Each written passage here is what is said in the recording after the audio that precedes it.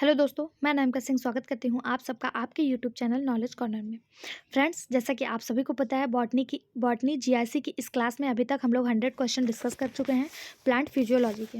अगर आपने इसके पहले की वीडियो देखें तो बहुत अच्छी बात, अगर नहीं देखें तो हमारे इसी चैनल पर जाइए और उसको भी ज़रूर देखिए। आप में से किसी ने मुझे कमेंट करा था मैम प्ले बना दीजिए।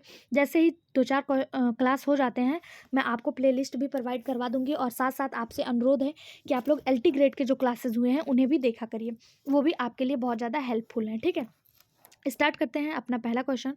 परड़ों की मीजोफिल कोशिकाओं में प्रोटोप्लास्ट अलग करने की विधा में मेटिनॉल युक्त एंजाइम मिश्रण में होता है। For isolation of protoplast from leaf mesophyll cell the enzyme mixture use containing mannitol is. क्या यूज होता है? पहला है cellulose plus hemicellulose, hemicellulose plus macerozyme, hemicellulose plus pectin, cellulose plus macerozyme. सही जवाब हो जाएगा इसका ऑप्शन डी। परड़ों की यानी पत्तियों की मीशोफिल कोशिकाओं में प्रोटोप्लास्ट अलग करने के लिए जिस मैनिटॉल युक्त एंजाइम मिश्रण का प्रयोग होता है उसमें क्या क्या होता है? सेलुलोज होता है और मेसेरोजाइम होता है। सेलुलोज एंजाइम जो होता है ये डिग्रेड करने का कार्य करता है और मेसेरोजाइम जो है जिसे पैक्टिनेज भी कहा जाता है, यह एक ऐसा एंजाइम है जिसका उपयोग पौधों की कोशिकाओं को अलग करने के लिए यानी आइसोलेट करने के लिए किया जाता है। अगर आपसे पूछ लिया जाए सेलुलोज क्या कार्य करता है तो ये डिग्रेड करने का काम करता है यानी विघटित करने का काम करता है, और मैसेरोजाइम क्या करता है? ये आइसोलेशन का कार्य करता है यानी पौधे की कोशिकाओं के अलग करने का कार्य करता है। बाकी इसी मैसेरोजाइम को पैक्टिनेज के नाम से भी जाना जाता है। अगर सेलुलोज प्लस पैक्टिनेज लिखा होता तो वो भी बिल्कुल सही हो जाता। यहाँ हेमी सेलुलोज लिखा है, हेमी सेलुलोज नहीं, सेलुलोज प्लस पैक्टिनेज लिखा होता तो वो आपका बिल्कुल सही जवाब हो जाता, क्योंकि मैसेरोजाइम को ही पैक्टिनेज के नाम से भी जाना जाता है। ऑप्शन डी इसका सही जवाब। अगला question, during photosynthesis oxygen is involve form. प्रकाश संश्लेषण क्रिया में ऑक्सीजन निकलती है, किस फॉर्म में निकलती है? तो इसका सही जवाब हो जाएगा जल के फॉर्म में। हम सभी को पता है H2O के फॉर्म में। प्रकाश संश्लेषण की प्रक्रिया जो होती है ये क्या होती है? तो इसमें कार्बन डाइऑक्साइड होता है प्लस इसमें जल होता है और निकलता क्या है? तो इससे ग्लूकोज बनता है C6H12O6 ग्लूकोज बनता है, ऑक्सीजन बनता है, ऑक्सीजन और जल जो है वो उस वाष्पसर्जित होता है। ठीक है, यहाँ पे आपको अभिक्रिया बना के दिखाई हुई है, यहाँ पे देख लीजिए, यहाँ पे बैलेंस है। ये कार्बन डाइऑक्साइड जो हम लोग वातावरण में फैलाए हुए हैं उसको लेता है, उसके बाद जल लेता है क्लोरोफिल के प्रेजेंस में और सनलाइट की उपस्थिति में, क्लोरोफिल और सनलाइट की उपस्थिति में बनाता क्या है? ग्लूकोज बनाता है, ऑक्सीजन बनाता है, और जो रिलीज होता है वो क्या होता है? जल होता है। वही पूछा है कि ऑक्सीजन प्रकाश संश्लेषण की क्रिया में ऑक्सीजन निकलती है, कहाँ से निकलती है? तो इसी जल से निकलती है, जो जल है यहीं से निकलती है। ठीक है, ऑप्शन सी इसका सही जवाब हो जाएगा। अगला क्वेश्चन, केवल फ्रक्टोज मोनोमर द्वारा बनी पॉलीसेक्राइड है। फ्रक्टोज मोनोमर द्वारा कौन सी पॉलीसेक्राइड बनती है? एकमात्र वह पॉलीसेक्राइड जो फ्रुक्टोज द्वारा बनती है वो है इंसुलिन। ऑप्शन ए इसका सही जवाब हो जाएगा। इंसुलिन एक ऐसा पॉलीसेक्राइड है जो फ्रक्टोज द्वारा बनती है। ठीक है, इंसुलिन एकमात्र ऐसी फ्रक्टोज मोनोमर शर्करा है जो पॉलीसेक्राइड के पॉलीमेराइजेशन से बनती है। यह जटिल रूप से जड़ों और राइबोसोम में पाई जाती है। राइजोम में पाई जाती है। कुछ पौधे इसके द्वारा ऊर्जा को संरक्षित करते हैं। बात करें यहाँ पे जो लिखा हुआ है लिग्निन, ये क्या है? तो यह एक फेनोलिक कंपाउंड है और OH समूह, OH आयन समूह से जुड़ा होता है। इसके मिश्रण से 3 पॉलीमेरिक कंपाउंड होते हैं।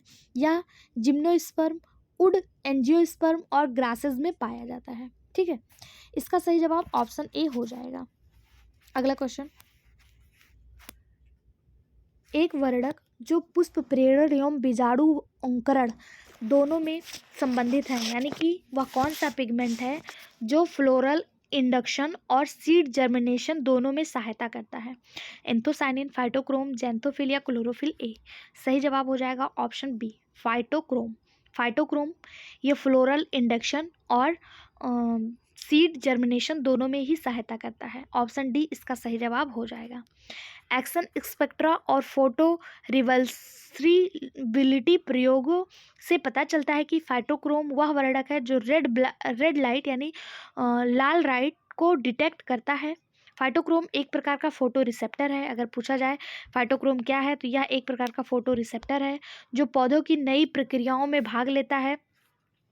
ठीक है, ऑप्शन बी इसका सही जवाब हो जाएगा। फाइटोक्रोम का कार्य क्या है कि पौधों में पुष्पन की प्रक्रिया को रेगुलेट करना इसका कार्य होता है। ठीक है, यह रेड तथा फॉर रेड प्रकाश को अवशोषित करके पुष्पन को प्रभावित करता है, यानी फ्लोरोसेंस को प्रभावित करता है। अगला क्वेश्चन, फोटोक्रोम की खोज किसने की, फाइटोक्रोम की खोज किसने की?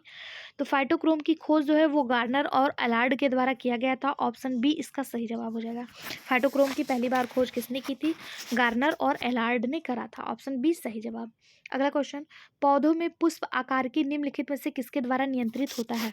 साइटोक्रोम, साइटोकाइनिन, फाइटोक्रोम या फिर पर्णहरित। अभी हम लोगों ने देखा था कि पौधों का जो फ्लावरिंग कंट्रोल है, the physiology of flowering in plant is controlled by phytochrome. Option C इसका सही जवाब हो जाएगा। पौधों की फिजियोलॉजी जो है वो किसके द्वारा कंट्रोल होती है? फाइटोक्रोम द्वारा नियंत्रित होती है। फाइटोक्रोम है क्या? तो ये एक फोटो रिसेप्टर है जो पौधों की कई प्रक्रियाओं में भाग लेता है। कौन कौन से? बीज अंकुरण, पुष्प प्रेरण, दोनों ही इस पर ही निर्भर करते हैं। ठीक है, अगला क्वेश्चन, ईएमपी क्रियाक्रम में एटीपी की उत्पत्ति होती है। During EMP pathway the ATP is produced through. EMP pathway में एटीपी जो होता है ये प्रोड्यूस होता है ऑक्सीडेटिव फास्फोराइलेशन, साइक्लिक फास्फोराइलेशन या सबस्ट्रेट लेवल फास्फोराइलेशन। सही जवाब हो जाएगा option C, substrate level phosphorylation. EMP pathway के दौरान एटीपी एडेनिन ट्राइफॉस्फेट सबस्ट्रेट का फास्फोरीकरण के माध्यम से उत्पन्न होता है। यह एक चयापचय की प्रक्रिया है, यानी मेटाबॉलिज्म की प्रक्रिया है। कुल 2 एटीपी एक सीधे सबस्ट्रेट अस्तर फास्फोरीकरण द्वारा निर्मित होते हैं। ऑप्शन सी इसका सही जवाब हो जाएगा। ठीक है, एटीपी का फुल फॉर्म क्या होता है? एडेनिन ट्राइफॉस्फेट, इसका एटीपी का फुल फॉर्म होता है।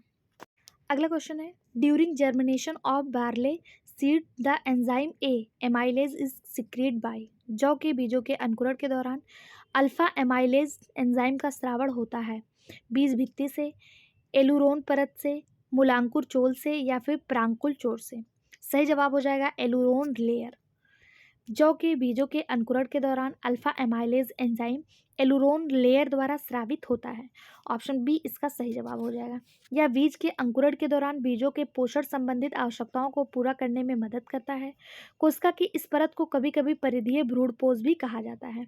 ऑप्शन बी इसका सही जवाब हो जाएगा। अगला, लाइपेज एंजाइम द्वारा वसा के जल अपघटन से प्राप्त होता है। लाइपेज एंजाइम द्वारा वसा का जो जल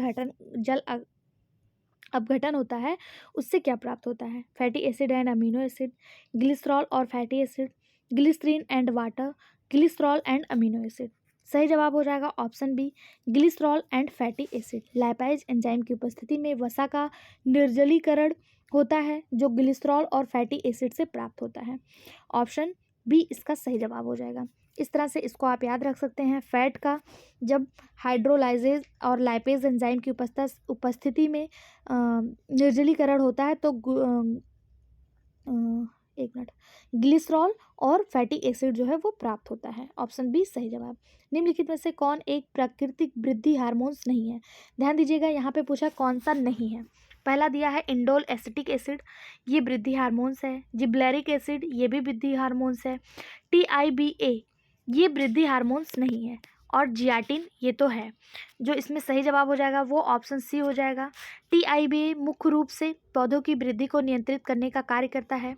एक मिनट, यहाँ पूछा कौन सा वृद्धि हार्मोन्स नहीं है, ठीक है, परंतु यह प्राकृतिक वृद्धि हार्मोन्स नहीं है। प्राकृतिक पूछा है ना, ये प्राकृतिक नहीं है। ये वृद्धि को तो नियंत्रित करता है लेकिन ये प्राकृतिक नहीं है। ठीक है, बाकी indole acetic acid, gibberellic acid और जियाटिन, ये तीनों प्राकृतिक हैं। ठीक है, ऑप्शन बी इसका सही जवाब हो जाएगा। Auxin, gibberellin, cytokinin, abscisic acid, ये सब जो है वृद्धि हार्मोन्स होते हैं, प्राकृतिक होते हैं। ठीक है, अगला क्वेश्चन, हर्बिसाइड्स की क्रिया की सामान्य प्रणाली निम्न को अवरुद्ध करता है। फोटोसिस्टम 1, फोटोसिस्टम 2, जाइलम या फ्लोएम। सही जवाब हो जाएगा ऑप्शन बी फोटोसिस्टम 2। हर्बिसाइड्स जिसे शाकनाशी कहते हैं, ये कृषि प्रबंधन के एक वर्ग से संबंधित है जिसका उपयोग कृषि, बागवानी आदि क्षेत्रों में जो अनवांछित पौधे हैं उनको नष्ट करने के लिए किया जाता है। ये फोटोसिस्टम 2 को प्रभावित करते हैं। मुख्य रूप से क्विनीन और प्लास्टोक्यूनिन प्रकाश संश्लेषण को अवरुद्ध करते हैं जिसमें इलेक्ट्रॉन के मार्ग अवरुद्ध हो जाते हैं। ठीक है, ऑप्शन बी इसका सही जवाब हो जाएगा। अगला क्वेश्चन, आचलता एंजाइम को निम्न में से किसके प्रतिकूल प्रभाव से बचाती है? Immobilization, protect an enzyme against which of the following? High pH, protease, low temperature या हाई टेम्परेचर? सही जवाब हो जाएगा option D high temperature. Immobilization जो है ये मुख्य रूप से हाई टेम्परेचर यानी अधिक तापमान के प्रतिकूल प्रभाव से सुरक्षा करती है। ऑप्शन डी इसका सही जवाब हो जाएगा। इसकी उपस्थिति की वजह से कई एंजाइम और इसकी कार्यविधि प्रभावित होती है। कार्बनिक रसायनों में एक बार प्रयोग हो चुके एंजाइम को एक समय के बाद आसानी से उत्प्रेरकों द्वारा अलग किया जा सकता है। ठीक है, अगला क्वेश्चन, बताना है इनमें से कौन सा सही सुमेलित नहीं है। यही क्वेश्चन पहले भी आया था और फिर ये एलटी ग्रेड में आया हुआ क्वेश्चन है। बताना है कौन सा सही सुमेलित नहीं है। पहला है माइटोकॉन्ड्रिया, तो माइटोकॉन्ड्रिया में रिस्पायरेशन होता है, बिल्कुल सही बात है। इसे power house of the cell कहते हैं। क्लोरोप्लास्ट में प्रकाश संश्लेषण होता है, ये भी सही है। राइबोसोम में प्रोटीन सिंथेसिस होता है, ये गलत हो जाएगा। राइबोसोम को protein factory of the cell के नाम से जाना जाता है क्योंकि राइबोसोम ही वह ऑर्गेनेल्स है जो प्रोटीन बनाने का कार्य करती है। और सेल भित्ति यानी कोशिका वाल में ऑस्मोसिस होता है, बिल्कुल सही बात है। तीसरा इसमें गलत हो जाएगा, क्यों गलत है? क्योंकि यहाँ पे ट्रांसपायरेशन दिया है। ट्रांसपायरेशन राइबोसोम से संबंधित नहीं है। राइबोसोम का जो कार्य है वो प्रोटीन सिंथेसिस का होता है। ठीक है, ट्रांसपायरेशन कहाँ से होता है, वाष्पसर्जन कहाँ से होता है? तो पत्तियों पे मौजूद स्टोमेटा जिसे आप रंध्र कहते हैं उसके माध्यम से ट्रांसपायरेशन होता है। अगला क्वेश्चन, बीज प्रसुप्ति पौधे की सहायता करती है। Seed dormancy help the plant is, कैसे करती है? प्रतिकूल जलवायु परिस्थितियों पर काबू पाने में, बिल्कुल सही बात है, यही पहला बिल्कुल सही बात है।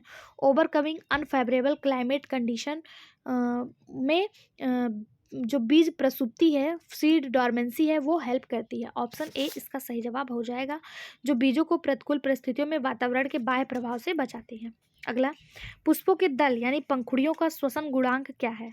The respiratory quotient of flower petals is, पंखुड़ियों का श्वसन गुणांक क्या है? एक है, पहला ही बिल्कुल सही जवाब है। पंखुड़ियों का श्वसन गुणांक क्या है? एक है। श्वसन गुणांक यानी RQ इक्वल टू क्या होता है? Carbon dioxide eliminated upon oxygen consume. तो जितना कार्बन डाइऑक्साइड होता है जिसको वो लोग एलिमिनेट किए हैं यानी कि एब्जॉर्ब किए हैं, और जितना ऑक्सीजन कंज्यूम किए हैं वो जब आप निकालेंगे तो ग्लूकोज का श्वसन गुणांक एक होता है। ठीक है, और पौधों में शर्करा पाई जाती है, अतः पेटल्स पर श्वसन गुणांक एक ही होगा। ऑप्शन ए इसका सही जवाब हो जाएगा। अगला क्वेश्चन, ऐसे समस्थानिक तत्व जो उपापचयी मार्गों की खोज में प्रयोग किए जाते हैं क्या कहलाते हैं? पहला है trace element, detector element, micro element या फिर ट्रेसर एलिमेंट। सही जवाब हो जाएगा इसका ट्रेसर एलिमेंट। अनुज्ञापक तत्व, ऐसे समस्थानिक तत्व जो उपापचयी मार्गों की खोज में प्रयोग किए जाते हैं अनुज्ञापक तत्व यानी ट्रेसर एलिमेंट कहलाते हैं। हाइड्रोजन, कार्बन, नाइट्रोजन और ऑक्सीजन की स्थित समस्थानिकों का उपयोग चयापचय अध्ययनों में किया जाता है। नेक्स्ट क्वेश्चन, ग्रंथिका निर्माण हेतु राइजोबियम द्वारा उत्पादित पादप हार्मोन्स है। The plant hormone produced by rhizobium for modulation is, वो कौन सा हार्मोन्स है? सही जवाब हो जाएगा IAA, ऑप्शन डी इसका सही जवाब हो जाएगा इंडोल एस्टिक एसिड। ग्रंथिका निर्माण यानी कि राइजोबियम के निर्माण के लिए जो हार्मोन्स यूज होता है वो इंडोल एस्टिक एसिड है, IAA है। ठीक है, अगला क्वेश्चन, अमीनो अम्ल के उत्पादन में मुख्य भूमिका निभाने वाला कार्बनिक अम्ल कौन सा है?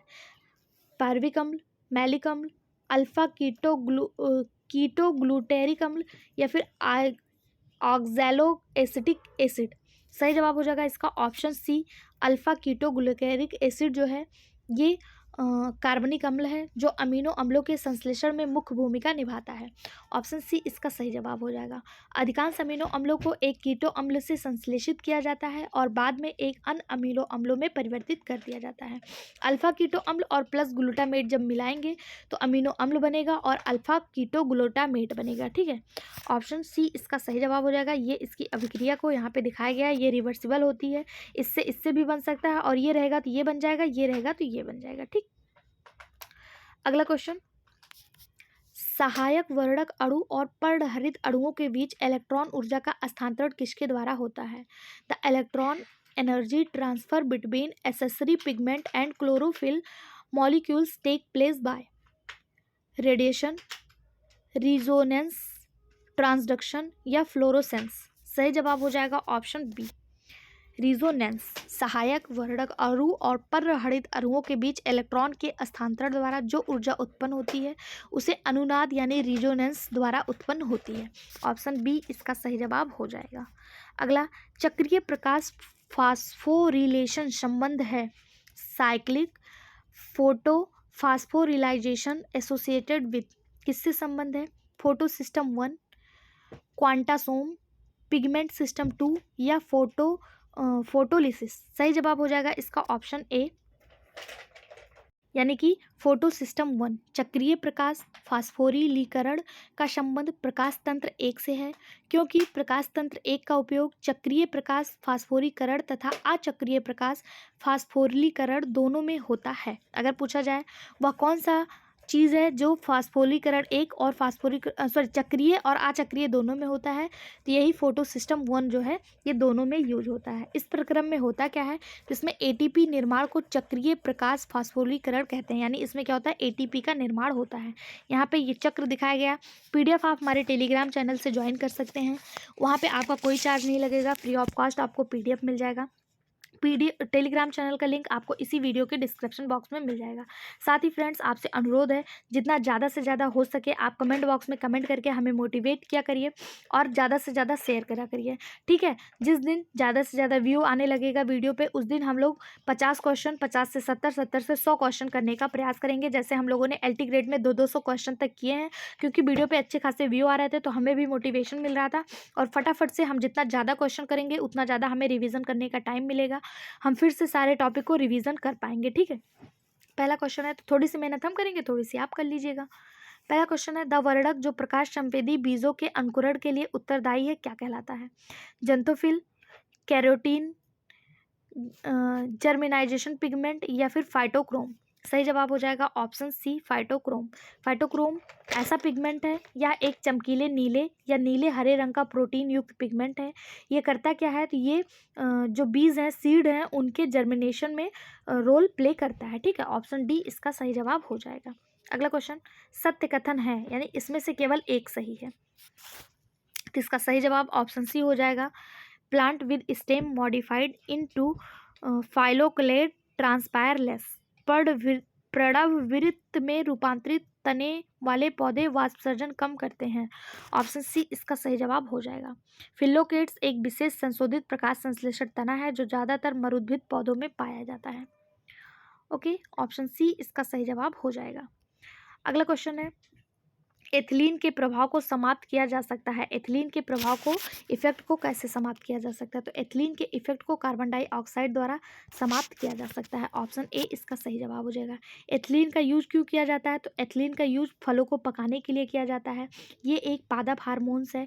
एथिलीन का जो प्रभाव है वो कार्बन डाइऑक्साइड द्वारा समाप्त कर दिया जाता है। इसीलिए कहा जाता है जब आप फल को पकाने के लिए रखते हैं किसी बॉक्स में, तो उसे बहुत बढ़िया से ढक के रखा जाता है, जिससे वातावरण में मौजूद कार्बन डाइऑक्साइड इसमें प्रवेश ना कर पाए, क्योंकि अगर वातावरण में प्रेजेंट कार्बन डाइऑक्साइड इसमें चला जाएगा तो एथिलीन का जो प्रभाव है वो निष्क्रिय हो जाएगा और फल आपका अच्छे से पक नहीं पाएगा। ठीक है, अगला क्वेश्चन, ल्यूकोप्लास्ट आवरणी लवक होते हैं।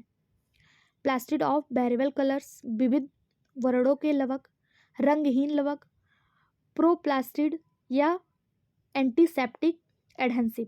हम लोगों ने देखा था प्लास्टिड 3 प्रकार के होते हैं, क्लोरोप्लास्ट, ल्यूकोप्लास्ट और क्रोमोप्लास्ट। क्लोरोप्लास्ट जो था वो हरा रंग देता था। क्रोमोप्लास्ट जो था ये हरे के अतिरिक्त लाल, पीला, गुलाबी, नीला, बैंगनी सारे रंग क्रोमोप्लास्ट से मिलते थे। ये ल्यूकोप्लास्ट ही ऐसा है, प्लास्टिड है, जो कोई भी कलर नहीं देता है, ये कलरलेस होता है। ठीक है, ऑप्शन बी इसका सही जवाब हो जाएगा।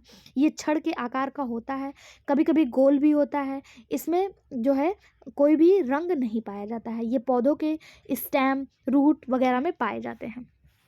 अगला क्वेश्चन, इसकी एक विशेषता ये भी है ल्यूकोप्लास्ट की कि ये जब ये सूर्य के प्रकाश के प्रेजेंस में होता है तो ये क्रोमोप्लास्ट क्लोरोप्लास्ट में भी परिवर्तित हो सकता है। ठीक है, अगला क्वेश्चन, माइटोकॉन्ड्रिया होते हैं। माइटोकॉन्ड्रिया क्या होते हैं? कोशिका के स्टोर हाउस, क्योंकि वे तेजी से वृद्धि करते हैं। कोशिका के ऊर्जा भंडार, क्योंकि उसमें किण्वन एवं सहकिण्वन की मात्रा विद्यमान होती है। बिल्कुल सही बात है, इसे power house of the cell कहते हैं। Power house of the cell due to occurrence of a large number of enzyme and coenzyme in them. ठीक है, इसीलिए इसको power house of the cell कहा जाता है। ऑप्शन बी इसका सही जवाब हो जाएगा। अगर पूछा जाए कि माइटोकॉन्ड्रिया की खोज किसने की थी, तो 1886 में अल्टमान नामक वैज्ञानिक ने इसकी खोज की थी। किसने? अल्टमैन नामक वैज्ञानिक ने इसकी खोज की थी। इसका आकार कितना होता है? तो 0.5 से लेके 10 माइक्रोन तक इसका आकार होता है। कितना होता है? 0.5 से लेके 10, एक मिनट, 10 माइक्रोन तक इसका साइज होता है। ठीक है, इसमें माइटोकॉन्ड्रिया में ही कोशिकीय चयापचय होता है, टीसीए चक्र चलता है, कैल्शियम की सांद्रता को रेगुलेट करता है और कुछ एस्टेरॉइड का उत्पादन भी माइटोकॉन्ड्रिया ही करता है। ये इसके प्रमुख कार्य हैं। कोशिकीय चयापचय यानी कि सेल मेटाबॉलिज्म, टीसीए चक्र, इसी में इलेक्ट्रॉन ट्रांसपोर्ट चक्र चलता है, कैल्विन चक्र चलता है। ठीक है, और कैल्शियम की सांद्रता को रेगुलेट करता है और कुछ एस्टेरॉइड का उत्पादन भी यही करता है माइटोकॉन्ड्रिया। अगला question, plasma membrane control. Plasma झिल्ली नियंत्रित करती है only intake of solute, only exosmosis, only endosmosis, या फिर बोथ एक्सोमोसिस और एंडोमोसिस। सही जवाब हो जाएगा ऑप्शन डी। प्लाज्मा झिल्ली जो है ये सिलेक्टिव परगाम में झिल्ली है, यानी कि ये सिलेक्टिव चीज़ों को ही आर पार जाने देती है, सभी को नहीं जाने देती है। या बहि प्रसारण और अंतः प्रसारण, यानी कि एक्सोमोसिस और एंडोमोसिस दोनों को ही जो है दोनों को नियंत्रित करती है। यह जैविक झिल्ली है जो सभी कोशिकाओं के आंतरिक भाग को बाहरी वातावरण से अलग करती है। इसमें प्रोटीन के लिपिड की दोहरी परत होती है। ऑप्शन डी इसका सही जवाब हो जाएगा। क्लोरोफिल का रासायनिक सूत्र क्या है? बहुत ज़्यादा पूछा जाने वाला क्वेश्चन। सही जवाब ऑप्शन सी, C50H70O6N4Mg। ये क्लोरोफिल का रासायनिक सूत्र होता है। इसमें भी chlorophyll A, chlorophyll B, chlorophyll C 3 प्रकार के होते हैं और सबका अलग अलग होता है। अगर क्लोरोफिल बी पूछ लिया जाए तो क्लोरोफिल बी में जो होता है वो C50H30O6N4 और Mg होता है। क्लोरोफिल ए का अगर पूछ लिया जाए तो क्लोरोफिल ए में C50H72O5N4 और Mg ये क्लोरोफिल ए का है। और यहाँ पे क्लोरोफिल बी पूछा है, ठीक है, ये क्लोरोफिल बी का है, ठीक है। और अगर क्लोरोफिल सी आपसे पूछ लिया जाए तो क्लोरोफिल सी का होता है C35, यहाँ पे नहीं दिया हुआ है, C35H30MgN4O5, ये क्लोरोफिल सी का होता है, ठीक है। यहाँ पे लिखने में बहुत समस्या होती है इसलिए मैं आपको लिख के नहीं बता पाती हूँ, बाकी ये इसका फॉर्मूला है, ठीक है। थोड़ा सा पेन को छोटा कर लेती हूँ। अगला क्वेश्चन है, एटीपी के एक अणु द्वारा दी गई ऊर्जा की मात्रा कितनी है? एटीपी के द्वारा जो ऊर्जा दी जाती है एक अणु के द्वारा वो कितनी होती है? 7.3 kilo calorie, 7600 kilo calorie, 721 kilo calorie या 1000 किलो कैलोरी। सही जवाब हो जाएगा एक एटीपी के एक अणु द्वारा 7.3 किलो कैलोरी ऊर्जा दी जाती है। ऑप्शन ए इसका सही जवाब हो जाएगा, ठीक है। क्या सही जवाब हो जाएगा? Option A. अगला क्वेश्चन, प्रकाश संश्लेषण की प्रकाश रासायनिक अपक्रिया के दौरान during photochemical reaction of photosynthesis क्या होता है? तो इसमें ऑक्सीजन मुक्त होती है, एटीपी और NADPH2 का निर्माण होता है। ऑप्शन सी इसका सही जवाब हो जाएगा। प्रकाश रासायनिक अभिक्रिया हरित लवक के ग्रेना में होती है। होती कहाँ है? ग्रेना में होती है। इस अभिक्रिया में प्रकाश की उपस्थिति अनिवार्य है। प्रकाश रासायनिक अभिक्रिया यानी फोटोकेमिकल रिएक्शन दो प्रकाश प्रणाली फोटो सिस्टम 1 और फोटो सिस्टम 2 के कारण जल के अपघटन से ऑक्सीजन मुक्त होती है और NADPH2 और ATP का निर्माण होता है। ऑप्शन सी इसका सही जवाब हो जाएगा। अगला क्वेश्चन और आज का लास्ट क्वेश्चन, ये आपके लिए होमवर्क क्वेश्चन है। इसका जवाब आपको कमेंट बॉक्स में देना है। अगर आपका जवाब सही हुआ तो भी, नहीं हुआ तो भी, कल के कमेंट बॉक्स में आपके नाम के साथ आपके कमेंट को जरूर दिखाया जाएगा और कल के वीडियो में आपको इसका रिप्लाई भी मिल जाएगा। सबसे पहले हम लोग होमवर्क क्वेश्चन को सॉल्व करेंगे, फिर आगे बढ़ेंगे। क्वेश्चन है, प्रकाश श्वसन की अभिक्रिया में RuBP का कार्बोक्सिलीकरण एवं ऑक्सीकरण एंजाइम रुबिस्को द्वारा किसमें होता है? ऑप्शन है chloroplast matrix, chloroplast thylakoid, peroxisome या साइटोसोल। इसका जवाब आपको कमेंट बॉक्स में बताना है। अगर आपको पता है तो भी, नहीं पता है तो आप कोशिश करिएगा। जो भी सही जवाब होगा वो कल की वीडियो में बताया जाएगा। वीडियो में बने रहने के लिए धन्यवाद। ज़्यादा से ज़्यादा शेयर करिए, वीडियो को लाइक करिए, चैनल को सब्सक्राइब करिए और कमेंट बॉक्स में अपना फीडबैक और पूछे गए क्वेश्चन का जवाब ज़रूर दिया करिए। Thank you.